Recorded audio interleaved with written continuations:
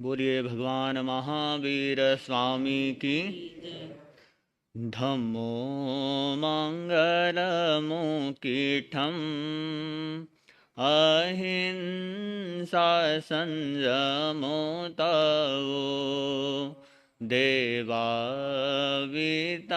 धम्मं सन्ति जस धम्मे सयामनु। अरिहंत परमात्मा श्री सिमंदर स्वामी भगवान के चरणों में हृदय के अनंत असीम आस्थाओं के साथ वंदन नमन। परम पूज्य परम आराध्य आचार्य भगवान के चरणों में हृदय के अनंत असीम आस्थाओं के साथ वंदन नमन। परम पूज्य मंत्री प्रवर पूज्य गुरुदेव श्री श्री सुनीति महाराज साहब के चरणों में वंदन नमन। प्रिय शाश्वत मुनि जी, शौर्य मुनि जी महाराज, धर्म प्रेमी बंधुओं, उत्तराधयन सूत्र में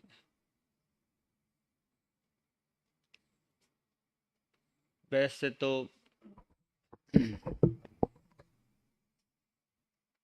अनेक आगमों में वाणी के बारे में बताया गया है।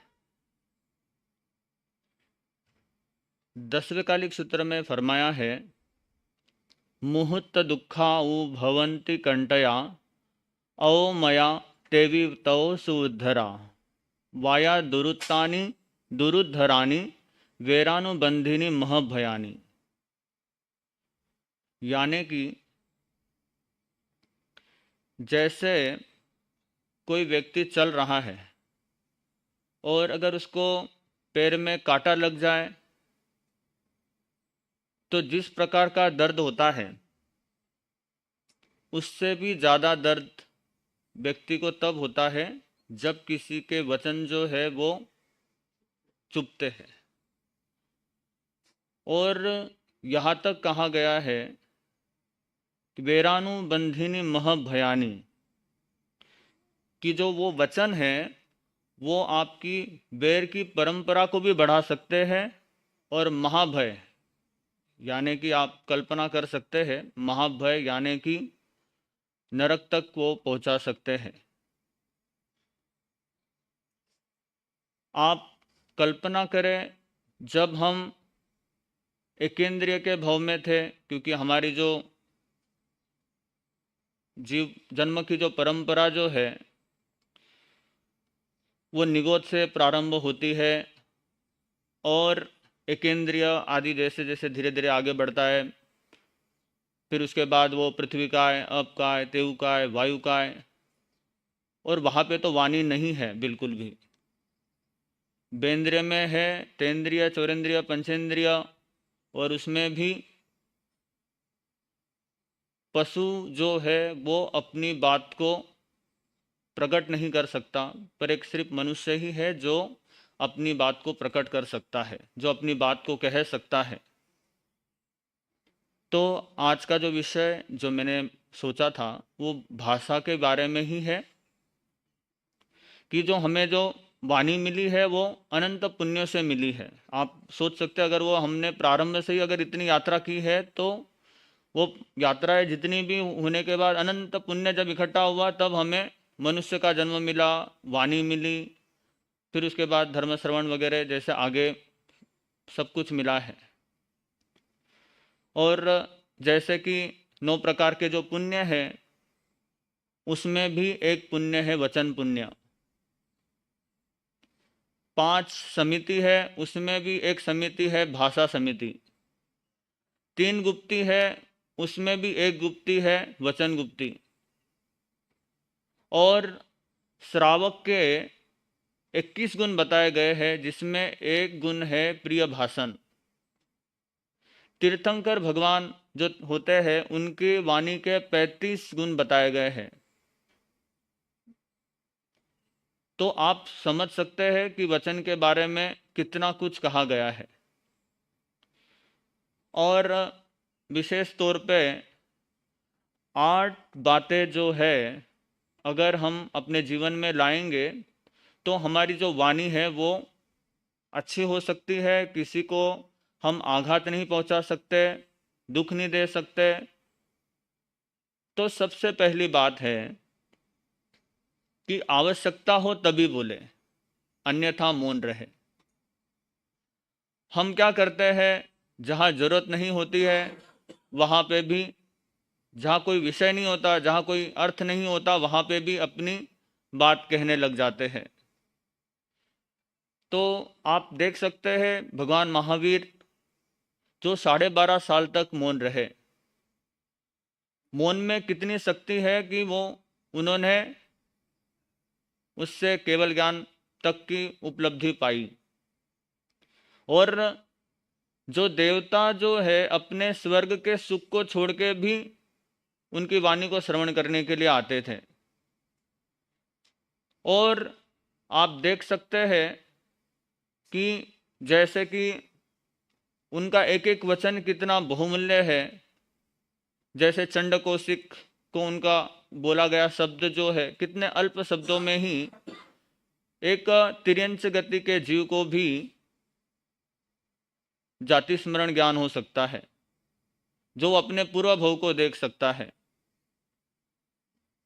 आप देख सकते हैं मेघ कुमार के जीवन को, कैसे मेघ कुमार जो है अपनी संयम यात्रा से विचलित होते हैं और कैसे भगवान उनको अपने वचनों के द्वारा स्थिर करते हैं। ज़्यादा बोलना जो है वो कोई इतना कारगर नहीं होता, जितना व्यक्ति कम बोलता है उसका महत्व उतना ही ज़्यादा होता है। कहा गया है कि बोलना अगर चांदी है तो मौन रहना सोना है। आप अपने जीवन में एक ये गुण अगर लेकर आए तो हम अपने जीवन को बहुत आगे तक लेके आ सकते हैं। आप देख सकते हैं कि हमारे शरीर में हाथ और पैर जो है वो लंबे हैं और जीभ जो है वो छोटी है। कोई चीज़ें प्रतीकात्मक होती है, समझने के लिए आप समझिए इस बात को कि कहने का तात्पर्य यह है कि आप करें ज़्यादा बोले कम। हाथ और पैर जो है वो बड़े देने का तात्पर्य है कि करे ज़्यादा बोले कम। हम आज के समय में करते कम है और बोलते ज़्यादा है, तो इस बात को आप ध्यान रखें। दूसरी बात है कि जब भी हम बोले तो हम अपने बोलने में, अधिकतर लोग जो होते हैं वो क्या करते हैं कि अपने मुख से अपनी तारीफ करते हैं। वो जो भी कुछ उनके जीवन की घटनाएं होगी, जो भी उन्होंने विशेष कुछ किया होगा, तो खुद वो अपनी मुख से तारीफ करने लग जाते हैं। जबकि होना ये चाहिए कि व्यक्ति को स्व प्रशंसा कम करनी चाहिए और पर प्रशंसा करनी चाहिए, और स्व निंदा करनी चाहिए और पर प्रशंसा करनी चाहिए। पर होता इसके विपरीत है।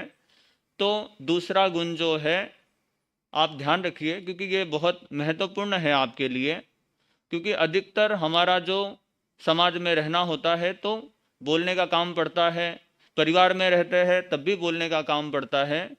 अगर इन छोटे छोटी बातों को अगर आप ध्यान में रखेंगे तो आप अपने जीवन में सुख, शांति, प्रेम के बीज बो सकते हैं।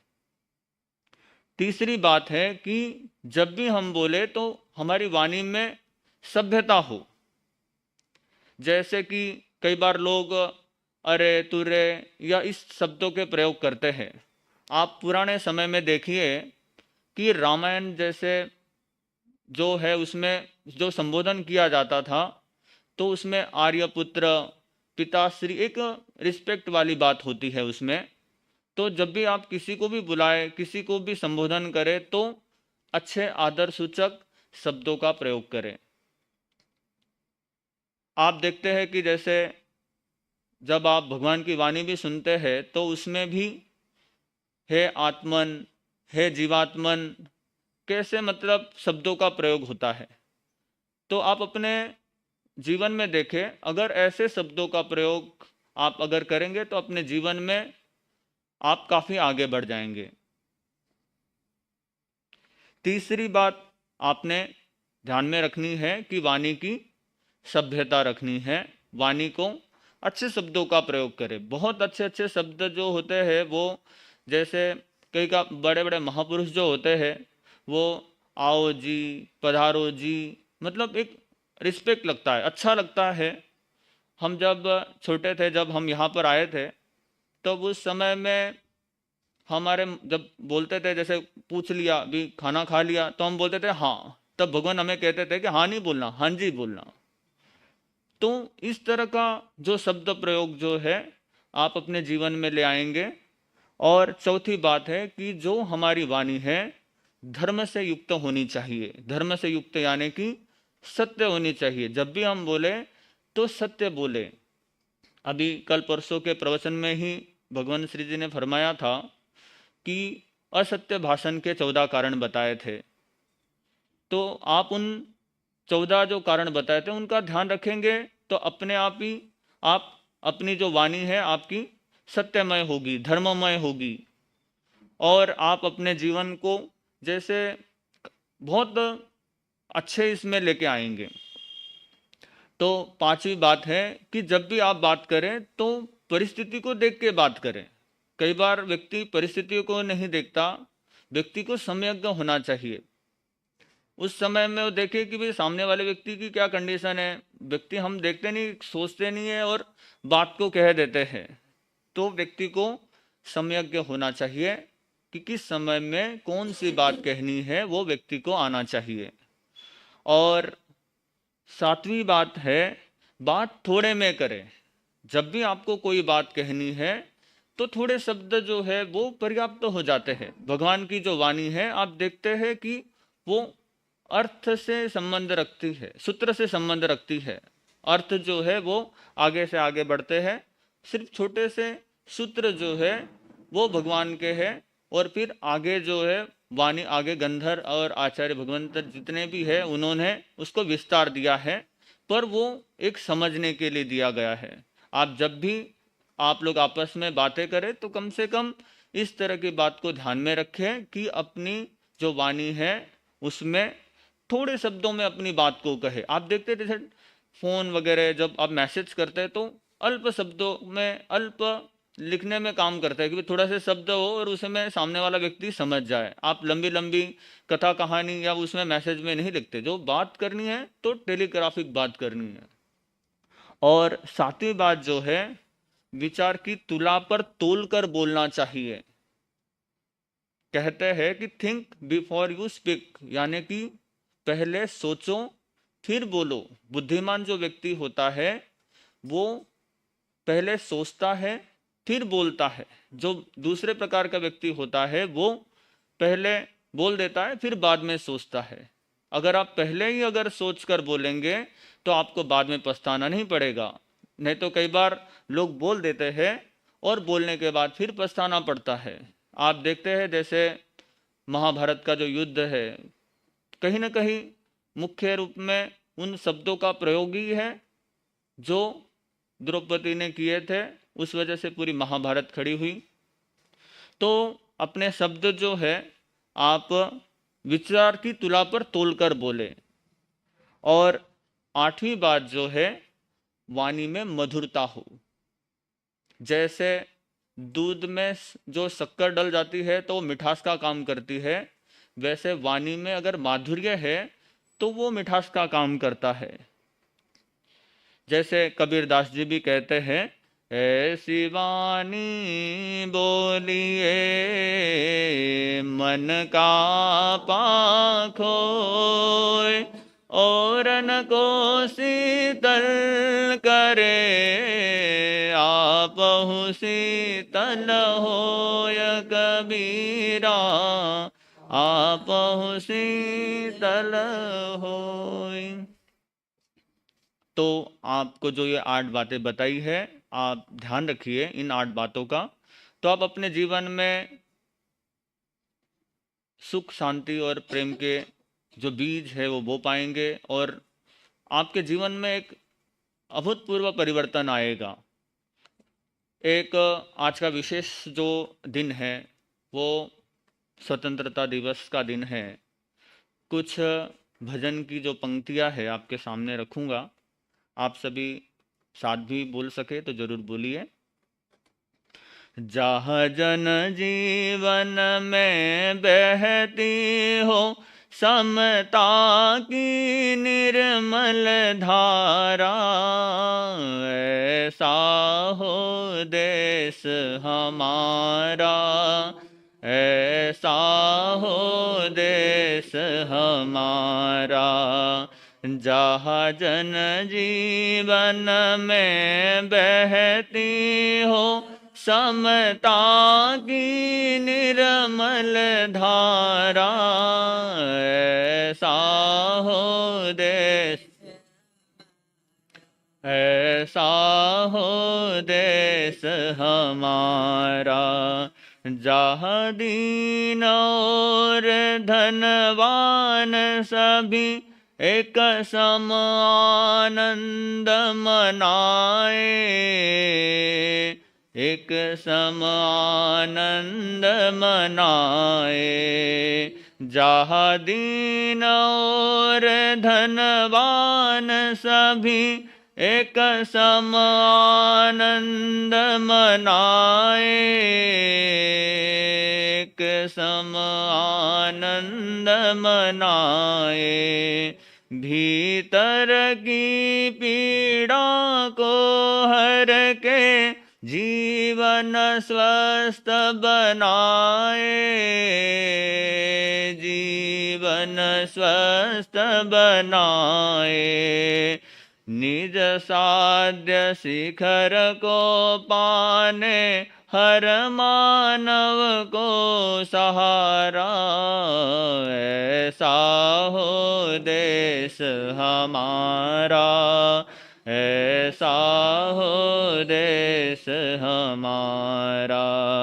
जहाँ जन जीवन में बहती हो समता की निर्मल धारा, ऐसा हो देश हमारा, ऐसा हो देश हमारा।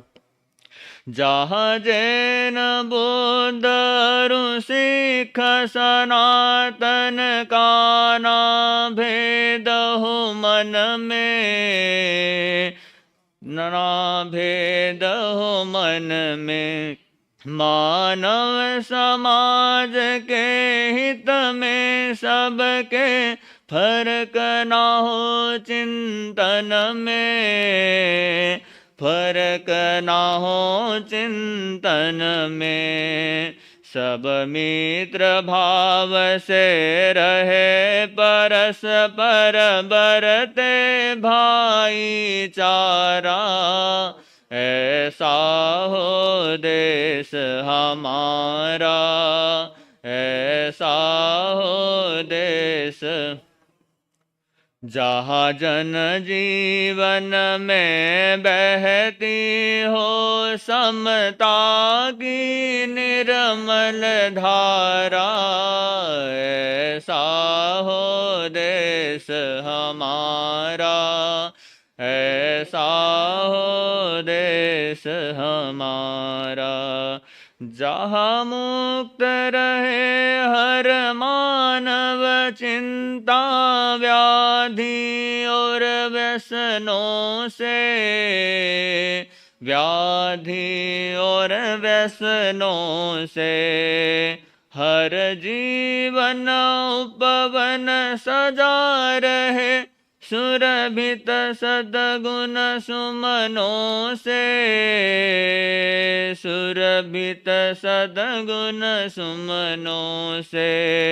अध्यात्म भावपन पे मन में टूटे जड़ता की कारा, ऐसा हो देश हमारा, ऐसा हो देश हमारा। जहाँ जन जीवन में बहती हो समता की निर्मल धारा, ऐसा हो देश हमारा, ऐसा हो, निज निज पर शासन फिर अनुशासन हर मानव करना सीखे, हर मानव करना सीखे। मर्यादित जीवन जी करके रीता घट भरना सीखे, रीता घट भरना सीखे। संयम ही जीवन है घर घर में गूंजे यह नारा, ऐसा हो देश हमारा, ऐसा हो देश। जहाँ जन जीवन में बहती हो समता की निर्मल धारा, ऐसा हो देश हमारा, ऐसा हो देश हमारा। औरों से दृष्टि हटा के नर खुद पर नजर टिकाए, खुद पर नजर टिकाए। जनहित में निज हित की बलि करके मन में मोद मनाए, मन में मोद मनाए। हे विजय भावना घट घट में अब फैले ज्ञान उजारा, ऐसा हो देश हमारा, ऐसा हो देश हमारा। जहाँ जन जीवन में बहती हो समता की निर्मल धारा, ऐसा हो देश हमारा, ऐसा हो देश हमारा। आचार्य गुण पधार रहे। जय हो।